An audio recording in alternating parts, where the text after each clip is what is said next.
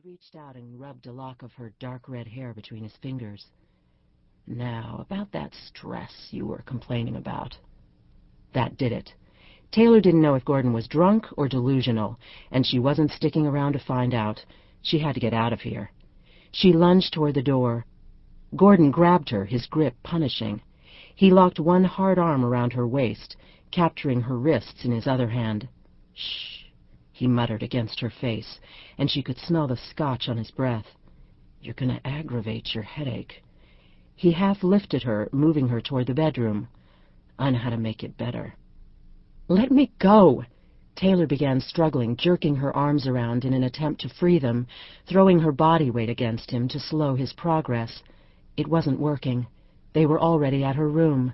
"Stop fighting me," he commanded. "You want this as much as I do." "No, I don't. It isn't happening. Not now, not ever."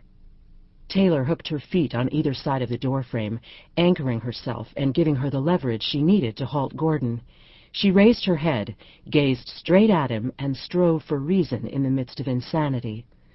"I don't know what made you think I wanted this, but we got our signals crossed, so just put me down and leave. We'll forget this whole ugly scene ever took place." He looked amused, using his legs to break her tenuous hold on the door jamb. He then carried her the remaining distance to her bed. "You're wrong on all counts. This is going to happen. It won't be ugly, and you definitely won't want to forget it ever took place." White panic took over. "No! No!" Taylor began fighting like a trapped animal, using every drop of strength she had.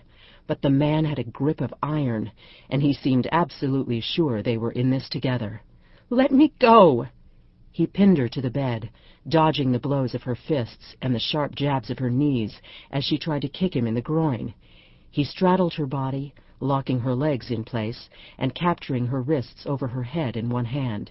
He crushed his mouth against hers to silence her screams. "Shh," he whispered. "You have no idea how good this is going to be." Taylor thought she was going to be sick. "I know exactly what you need. I'll give it to you, all of it, and more." "But I don't want you." She ground out each word, desperate to get through to him, to shatter whatever fantasy his mind had conjured up regarding the two of them. "Yes, you do. I'll prove it to you. In a few minutes you'll be begging for me, I promise." He was unbuttoning her blouse, caressing her as he did, her shoulders, her arms, her cleavage. His grasp on her wrist tightened as she flinched away from his touch. "Enough games, Taylor. No more fighting, and no more waiting. It's time." "No, it's not." She bit his lip, and he recoiled in pain. She used his moment of weakness to yank her arms free, slamming her fists against his chest with all her might. "Let me go, you crazy bastard! Get your filthy hands off me!" The outburst would cost her. Taylor knew it the instant she saw Gordon's reaction. A violent jolt of tension rippled through him. He went still, raising his head to stare down at her. Something scary and hard glinted in his eyes, darkening them to near black.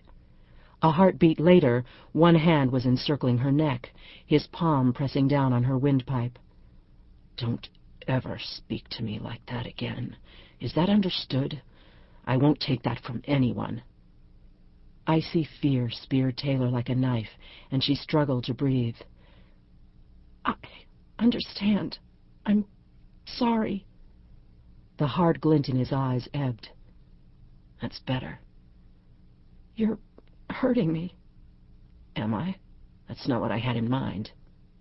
The pressure against her throat disappeared, and he bent his head, nuzzling the hollow between her breasts, tracing the path with his tongue. Taylor's guts twisted. She had to think. "Steph will be devastated. We can't do this to her. She loves you." He laughed, his breath hot against her skin. "Not love. Passion." He was stroking her waist, fumbling with the button of her slacks. "Steph's fire," he muttered. "Exciting, hot, irrepressible." He slid down her zipper. "You're smoke. Elusive, intangible, hard to capture." His palm kneaded her abdomen, his fingers rubbing up against the top band of her thong. The ultimate turn-on. But you knew that. You've been taunting me with it. No. Taylor sucked in her breath, receding from his touch. You're wrong. I'm right. He cut off her protest with another kiss. I don't misread signals. Yours were crystal clear. We just had to wait for the right moment. Well, it's here. This is the perfect time to have each other. I want you frantic for what I can give you. You will be, soon. His fingers slipped under her panties and glided down. Stop talking. Feel. Just feel. Like a drowning person, Taylor began struggling again, kicking and flinging her body as hard as she could. From out in the hall, the intercom sounded. "Gordon?" Steph's voice, tinny since it came from the lobby, drifted to their ears. "I'm back. The doorman says you're still up there. Hurry down." Freezing, Taylor watched Gordon's face, wondering if he was going to stop, wondering if Steph's voice had even registered in his passion-clouded mind. "My cousin," she whispered. She couldn't risk setting him off again. "She's waiting for you." A muscle worked in his jaw. "It seems that way." "So this isn't the right time for us, after all?" "Perhaps not." Taylor felt her first real surge of hope. "You'd better go." Her hope was dashed as his lips thinned into a grim line and his palm clamped back down on her windpipe. "I hope that's not an order." "Not an order. A suggestion. A request." "Good." He didn't release his hold. Keeping his hand locked around her throat, he groped in his pocket for something. Taylor saw him pull out a dangling silver object that glinted in the late afternoon sunlight. Then the pressure on her windpipe intensified as he strengthened his chokehold. "We'll finish this, Taylor," he vowed. "You have my word. I'll be back. Next time we'll have all the time we need. Be patient. Be good. Be mindful."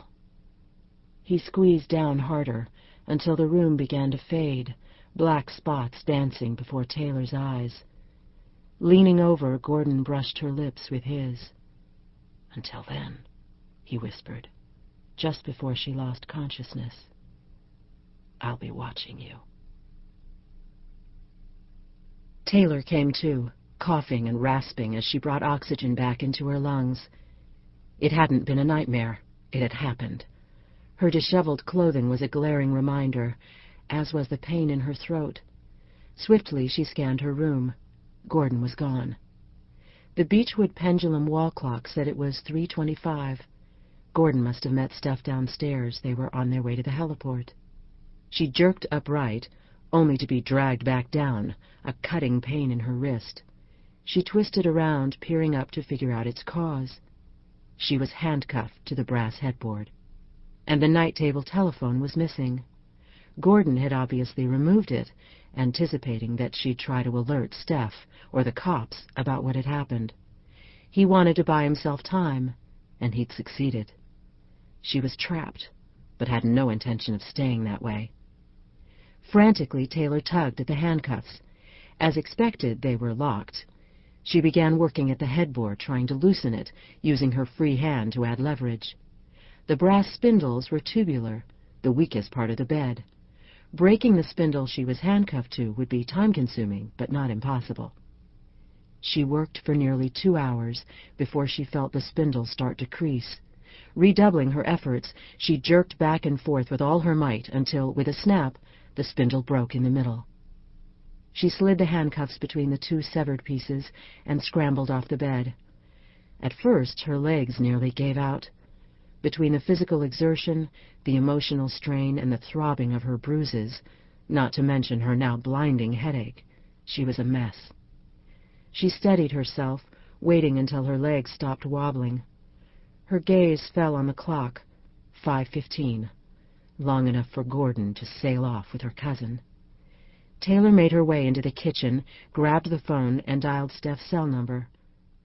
Voicemail. Damn.